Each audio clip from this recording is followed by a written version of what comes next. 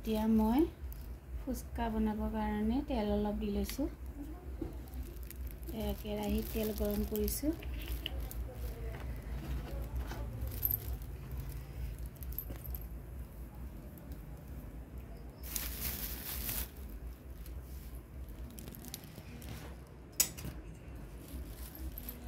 আগতে এখন চাকনি থৈ দিছোঁ। যোগাৰখিনি আনি লওঁ। এতিয়া মই এইখন কাঢ়ি থৈছোঁ ফুচকাখিনি দিবৰ কাৰণে। অলপমান চিমত দিওঁ, নহ'লে বেছিকৈ দি যাব।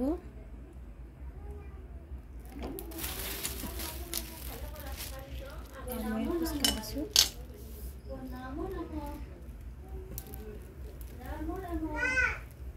ৰ'বা, মই ফুচকা ভাজিছোঁ।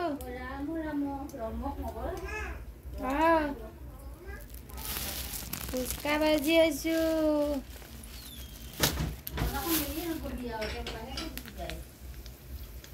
ফুচকাখিনি বনাই লওঁ।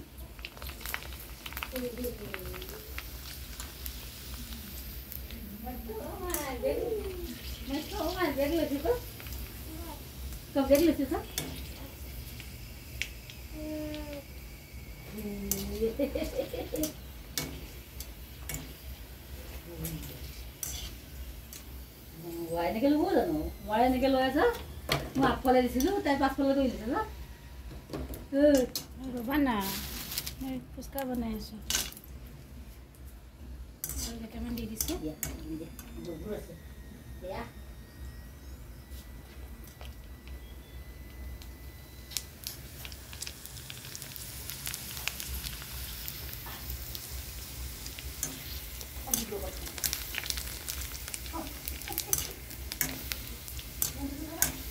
মই অলপ ৰঙা ৰঙা হ'লে ভাল পাওঁ, খাই ভাল পাওঁ। ৰঙা ককৰীয়া হয় ন, তেতিয়া অলপ বেছি ভাল পাওঁ।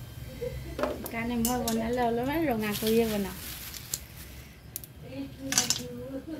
আজি বেয়া লাগিছে, প্ৰথমবাৰৰ বাবে হাজবেণ্ডক এৰি অকলে খাইছোঁ, কিন্তু কি কৰিম, মই খাই থাকোঁ বাৰু। তথাপিও আজি প্ৰথমবাৰৰ বাবে হাজবেণ্ডক এৰি অকলে খাইছোঁ।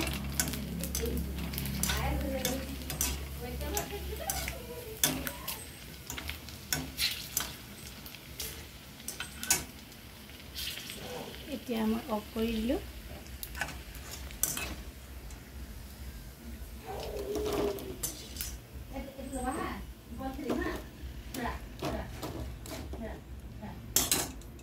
দেখিছে মোৰ ফুচকাখিনি বনোৱা হৈ গ'ল। এতিয়া মই ইয়াৰ ফুচকাখিনি খাবৰ কাৰণে কি কি ৰেডি কৰোঁ, চাটনি অলপ কৰি লওঁ বলক তেতিয়া।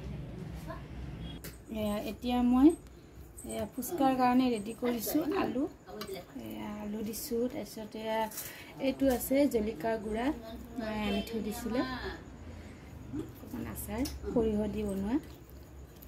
তাৰপিছত পিঁয়াজ এটা দিছোঁ, তাৰপিছত দিছোঁ আদা এটুকুৰ, তাৰপিছত নিমখ দিছোঁ, দেখুওৱা নহয়। এতিয়া মই এইখিনি ধুনীয়াকৈ পিটিকি লওঁ। তেন্তে বলক।